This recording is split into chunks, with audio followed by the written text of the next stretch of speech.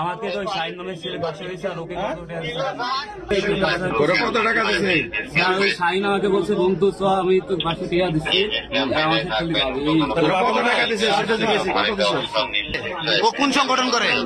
ও জানো ছাত্রলীগ করে নাকি জানি না, তবে আমার কাছে ঢাকায় আসার পর পরিচিত। ছাত্রলীগ করে? ছাত্রলীগ করে আমি তোমাকে বলতে পারলাম না। আমি তো ঢাকায় বেশি দিন 9 মাস আর এই 9 মাস হয়েছে। তুই এই এত বড় রিক্সের কাম মানে কি মনে করে করছিস? তুই কি কোন দলের সাথে কোন লীগের সাথে সম্পৃক্ত?